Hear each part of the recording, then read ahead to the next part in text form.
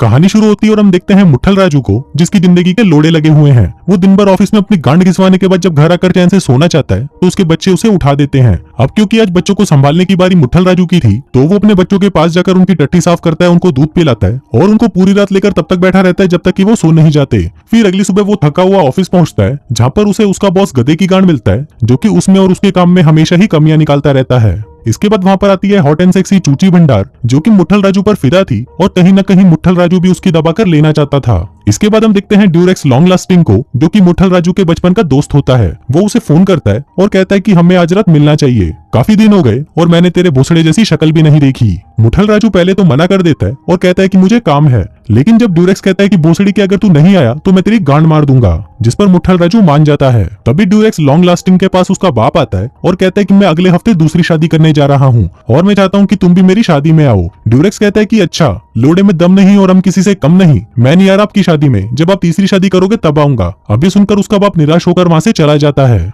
दूसरी तरफ हम मुट्ठल राजू को देखते हैं, जो कि अपने बच्चों को नहला रहा होता है। तभी वहां पर उसकी वाइफ बंजर भोसड़ी आती है और कहती है कि जल्दी से रेडी हो जाओ, हमें साथ में डेट पर जाना है। अब मुट्ठल राजू को तो आज रात ड्यूरेक्स के साथ जाना था, इसलिए वो अपनी वाइफ को मना कर देता है और कहता है कि सॉरी जाने मन, लेकिन मैंने ड्यूरेक्स से वादा किया है कि मैं आज रात उसके साथ जाऊंगा। इसके बाद वो दोनों एक बार में मिलते हैं, जहाँ पर वो दोनों दारू पीते हैं और बकचोदियां करते हैं। फिर ड्यूरेक्स कहता है कि भाई आजकल तो मैं इतने मजे कर रहा हूँ कि तू सोच भी नहीं सकता। जिसके बाद वो उसे एक लड़की की फोटो दिखाता है और कहता है कि ये रोज रात को 3 बजे मुझे फोन करती है और कहती है कि मुझे घटागच करना है। वो बताता है कि पिछले हफ्ते ही ये लड़की मेरे घर आई और आते ही मुझ पर टूट पड़ी। जिसके बाद मैंने इसकी आगे से ली, पीछे से ली, ऊपर से ली, नीचे से ली और जहां जहां से भी ले सकता था वो सब जगह से ली, पर इतनी लेने के बाद भी उस लड़की का मन नहीं भरा। अभी सुनकर मुट्ठल राजू की गांड जल जाती है और वो कहता है कि वाह भाई, तेरी लाइफ तो बहुत अच्छी चल रही है, काश मेरी लाइफ भी तेरी जैसी होती, बस दिन रात माल फूको और रात भर घटागच करो। वो बताता है कि मैंने ही शादी करके गलती कर दी, काश मैं इतनी जल्दी शादी नहीं करता तो शायद आज मैं भी ये सब कर रहा होता। मेरी पूरी जिंदगी तो काम करने में और घर चलाने में ही निकल गई।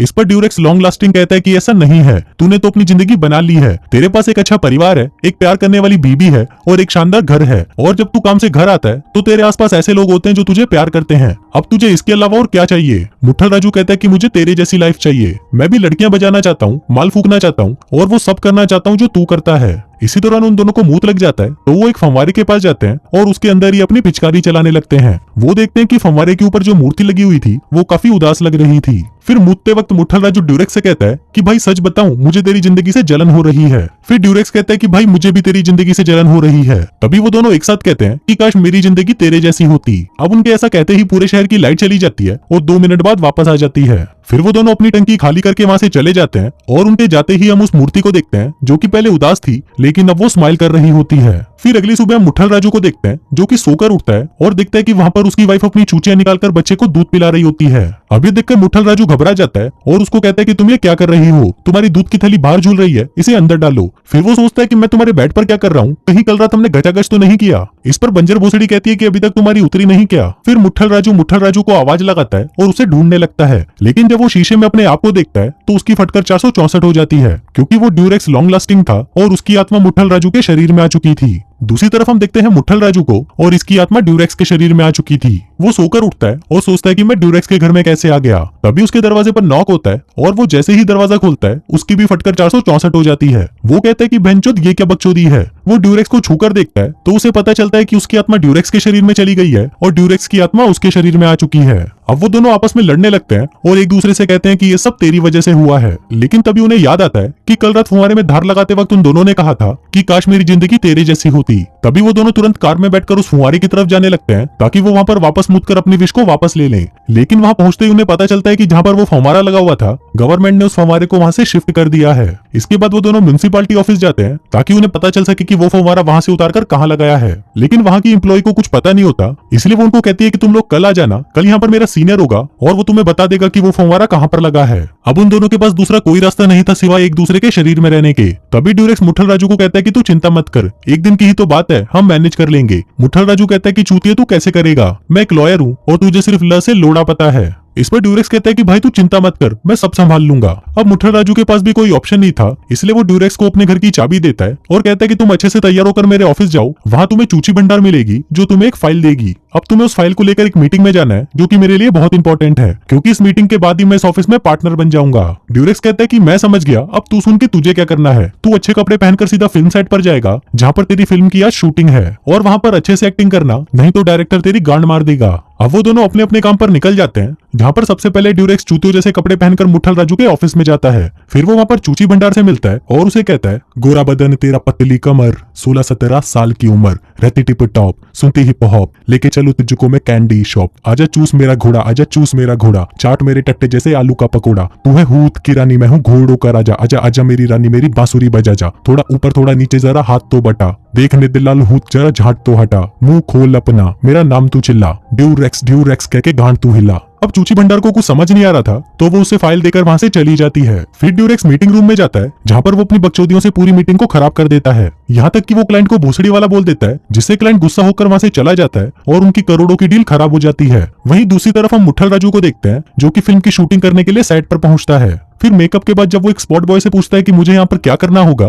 तो स्पॉट बॉय उसे कहता है कि तुम्हें पहले पीछे से डालना है, फिर आगे से डालना है और फिर मुंह में देकर अपना झाड़ देना है। अब मुठल राजू को समझ नहीं आ रहा था कि ये क्या बोल रहा है, लेकिन जब उसे पता चलता है कि यहाँ पर तो गचागच की फिल्म शूट होने वाली है, तो उसकी फट जाती है और वो वहां से भाग जाता है। फिर शाम को मुठल राजू ड्यूरेक्स से मिलता है और उससे पूछता है कि आज की मीटिंग कैसी रही। ड्यूरेक्स बताता है कि तेरे ऑफिस के तो सभी लोग चूतियां हैं, तेरी मीटिंग कैंसिल हो गई और अब तेरा बॉस सड़क पर आने वाला है। अभी सुनकर मुठल राजू के दिमाग का भोसड़ा हो जाता है और वो कहता है कि हमें बंजर भोसड़ी को सब कुछ सच बताना होगा। जिसके बाद वो बंजर भोसड़ी के पास जाते हैं और फिर मुठल राजू कहता है कि हम दोनों के शरीर बदल चुके हैं, मतलब अब से मैं मुठल राजू हूँ और ये ड्यूरेक्स है। लेकिन उसकी इस बात पर बंजर भोसड़ी को यकीन नहीं होता और वो उसको कहती है कि प्लीज अभी ये सब बकचोदी मत करो। मुठल राजू कहता है कि मैं बकचोदी नहीं कर रहा, चलो मैं तुम्हें एक सीक्रेट बताता हूँ जो सिर्फ मुठल राजू को ही पता है। एक रात तुम नकली लोड़ा लेकर बाथरूम में गई थी खुद को संतुष्ट करने, लेकिन तभी उससे तुम्हें करंट का एक झटका लगा, जिससे तुम्हारी झांटू के सारे बाल जल गए और वो कभी वापस ही नहीं आए। अभी सुनकर बंजर भोसड़ी हैरान हो जाती है और ड्यूरेक्स से कहती है कि भोसड़ी के मादर चोद, तेरी हिम्मत कैसी हुई ड्यूरेक्स को ये बात बताने की। जिसके बाद वो मुठल राजू से कहती है कि तुम्हें पता है इसका एक टट्टा दो की तरह लगता है और ऐसा लगता है कि जैसे इसके पास 3 टट्टे हों।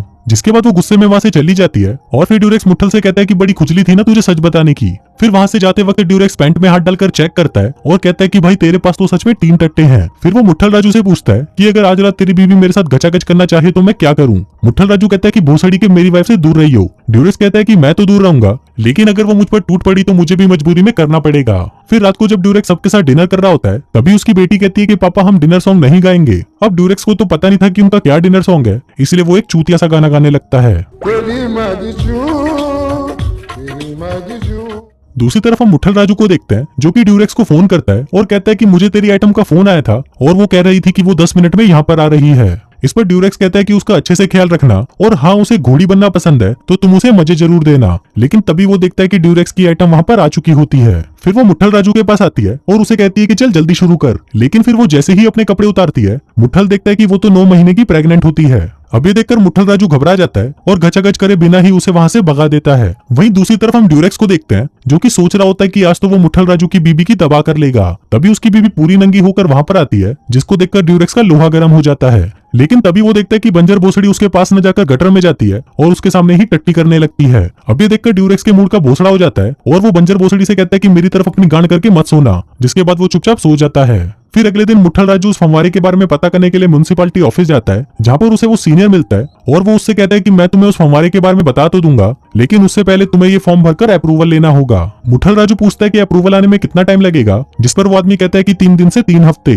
अभी जानकर वो शॉक्ड हो जाता है और इसके बारे में बताने वो ड्यूरेक्स के पास जाता है। लेकिन तभी वहां पर वो अपनी वाइफ बंजर भोसड़ी को देखता है, जो कि रो रही होती है। मुठल उससे पूछता है कि क्या हुआ, जिस पर बंजर भोसड़ी कहती है कि मुठल उस पर बिल्कुल भी ध्यान नहीं देता, वो दिन भर अपना काम करता रहता है और उससे कभी ज्यादा बात नहीं करता, जिससे ऐसा लगता है कि शायद अब मैं उसे पसंद नहीं। अब उसकी ये बात सुनकर मुठल राजू समझ जाता है कि वो अपनी वाइफ पर ज्यादा ध्यान नहीं दे रहा, जिस वजह से उसकी वाइफ उससे खुश नहीं है। फिर अगले दिन जब वो दोनों मुठल राजू के ऑफिस में होते हैं, तभी वहां पर चूची भंडार आती है और उसे कहती है कि 2 दिन में मीटिंग फिर से होने वाली है, तो इस बार अच्छे से रेडी होकर आना। अब वो वहां से जाने लगती है, लेकिन तभी ड्यूरेक्स उसे रोकते हुए कहता है कि तुम्हें और मुठल राजू को साथ में डेट पर जाना चाहिए, इसलिए आज रात को तुम दोनों साथ में डिनर पर जाओगे। वहाँ पर तुम दोनों एक दूसरे से बात कर सकते हो और एक दूसरे के बारे में अच्छे से जान सकते हो। फिर जब वो दोनों वहाँ से चले जाते हैं तभी ड्यूरेक्स को उसके बाप का फोन आता है और वो उससे मिलने के लिए कहता है। इसके बाद जब ड्यूरेक्स अपने बाप से मिलने जाता है तो उसका बाप उसे बताता है कि उसे ड्यूरेक्स को लेकर बहुत चिंता है, क्योंकि वो कभी भी अपने काम को पूरा नहीं करता। वो जो कुछ भी स्टार्ट करता है उसे बीच में ही छोड़ देता है। वो कहता है कि ड्यूरेक्स एक नंबर का गधा है और उसमें दिमाग तो बिल्कुल नहीं है। अभी सुनकर ड्यूरेक्स गुस्सा हो जाता है और कहता है कि ड्यूरेक्स पागल है, लेकिन वो जो चाहे वो कर सकता है। जिसके बाद वो गुस्सा होकर वहां से चला जाता है। अब ड्यूरेक्स को अपनी बाप की कहीं बातें चुभने लगी थी, इसलिए वो डिसाइड करता है कि अब मैं कुछ बड़ा करके दिखाऊंगा और अपने बाप को बता दूंगा कि मैं गधा नहीं हूँ। जिसके बाद वो ऑफिस में जाता है और कहता है कि मुझे होने वाली मीटिंग के बारे में सारी इन्फॉर्मेशन चाहिए और इस बार इस डील को मैं क्रैक करके दिखाऊंगा। और इसके साथ ही वो एक आदर्श पति बनने की भी कोशिश करता है, जो कि अपने परिवार का ध्यान रखता है, खाने के सामान की शॉपिंग करता है और रात को उठकर अपने रोते हुए बच्चों को चुप करवाता है। वहीं दूसरी तरफ हम मुट्ठल राजू को देखते हैं, जिसके पास करने के लिए कुछ नहीं था, तो वो सोचता है कि अब मैं कुछ दिनों के लिए चिल करूंगा। जिसके बाद वो घूमता फिरता है, मूवीज देखता है और एंजॉय करता है और वो सभी चीजें करता है जो वो कई सालों से नहीं कर पाया था।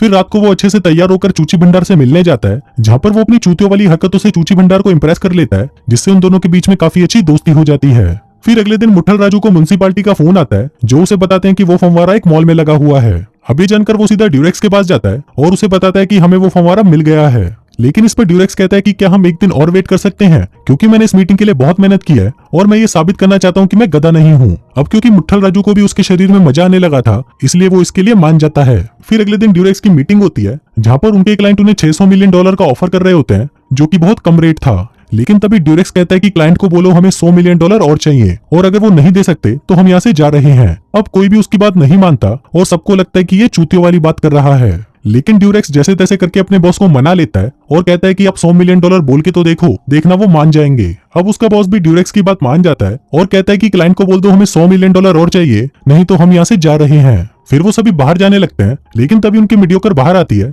और बताती है कि वो $100 मिलियन बढ़ाने के लिए मान गए हैं। अभी सुनकर उनका बॉस बहुत खुश होता है और वो ड्यूरेक्स को प्रमोट करके कंपनी का पार्टनर बना लेता है। फिर रात को कंपनी की एक पार्टी होती है, जहाँ पर ड्यूरेक्स को सभी एम्प्लॉयज के सामने कंपनी का पार्टनर बनाया जाना था। लेकिन वहीं उसकी वाइफ बंजर भोसड़ी से खुश नहीं थी, क्योंकि अगर वो कंपनी का पार्टनर बन गया तो वो बंजर भोसड़ी को बिल्कुल भी टाइम नहीं दे पाएगा, जिस वजह से उनकी शादी पूरी तरह बर्बाद हो जाएगी। वहीं दूसरी तरफ हम चूची भंडार को देखते हैं, जो कि गचागच करने के लिए मुट्ठल राजू के घर पर आती है। फिर जब वो गचागच का कार्यक्रम शुरू करने वाले होते हैं, तभी उसे एहसास होता है कि वो ये क्या करने जा रहा है। उसकी एक सुंदर सी वाइफ और बच्चे हैं और वो ये सब करके अपने परिवार को धोखा देने जा रहा है। इसलिए वो चूची भंडार को गचागच करने से मना कर देता है और वहां से चला जाता है। उधर पार्टी में ड्यूरेक्स को भी समझ आ गया था कि वो ये सब डिजर्व नहीं करता, क्योंकि ये सारी मेहनत तो मुट्ठल राजू की थी और अब वो उसकी जिंदगी और नहीं जीना चाहता। इसलिए जब उसे सबके सामने पार्टनर चुना जाता है तो वो मना कर देता है और वहां से जाने लगता है। लेकिन तभी वहां पर मुट्ठल राजू आ जाता है और कहता है कि यही सही टाइम है सुसु करने का। जिसके बाद वो दोनों भागते हुए उस मॉल में पहुंचते हैं, जहां पर वो फंवारा लगा हुआ था। लेकिन वहां पहुंचकर वो देखते हैं कि यहाँ पर तो बहुत सारे लोगों की भीड़ लगी है। अब उन दोनों को शर्म आ रही थी, लेकिन फिर भी वो अपना लोड़ा निकालकर मूतना शुरू कर देते हैं। पर तभी वहां पर गार्ड आ जाता है और उनको कहता है कि चूतियो तुम ये क्या कर रहे हो। जिसके बाद वो उनको पकड़ने उनके पीछे आने लगते हैं। लेकिन तभी वो दोनों उस मूर्ति से कहते हैं कि मुझे अपनी जिंदगी वापस चाहिए। अब उनके ये बोलते ही वहां की लाइट चली जाती है और उन दोनों की आत्मा निकलकर वापस उनके शरीर में आ जाती है। फिर अगली सुबह जब मुट्ठल राजू की आंख खुलती है तो वो देखता है कि वो वापस अपने शरीर में आ चुका है। वहीं दूसरी तरफ जब ड्यूरेक्स भी सोकर उठता है तो वो देखता है कि वो भी अपने शरीर में वापस आ चुका है। अभी देखकर वो बहुत खुश होता है और तभी वहां पर चूची भंडार आ जाती है, जो कि कल रात वहां पर अपना कुछ सामान भूल गई थी। वो ड्यूरेक्स से माफी मांगती है और कहती है कल रात तो मुझे कुछ ज्यादा ही ठरक चढ़ गई थी। इस पर ड्यूरेक्स कहता है कि कोई बात नहीं, लेकिन अगर तुम मुझे एक मौका और दो तो मैं तुम्हारी ठरक को शांत कर सकता हूँ। इसके बाद सीन शिफ्ट होता है और हम एक शादी का सीन देखते हैं, जहाँ पर ड्यूरेक्स का बाप एक बूढ़ी आइटम के साथ शादी कर रहा था। तभी वहां पर ड्यूरेक्स और मुट्ठल भी आ जाते हैं, जिनको देखकर उसका बाप बहुत खुश होता है। फिर फिल्म के लास्ट सीन में हम देखते हैं कि मुट्ठल और बंजर भोसड़ी के बीच में सब कुछ ठीक हो जाता है और वो दोनों एक दूसरे से बहुत प्यार करते हैं। वहीं ड्यूरेक्स और चूची भंडार भी अब रिलेशनशिप में है और वो दिन रात बस गचागच मचाते रहते हैं। इसके अलावा मुट्ठल राजू और ड्यूरेक्स लॉन्ग लास्टिंग की दोस्ती और भी गहरी हो चुकी है और आगे जाकर वो और भी ज्यादा बकचोदियां मचाने वाले हैं। और इसी हैप्पी एंडिंग के साथ ये कहानी यहीं खत्म हो जाती है।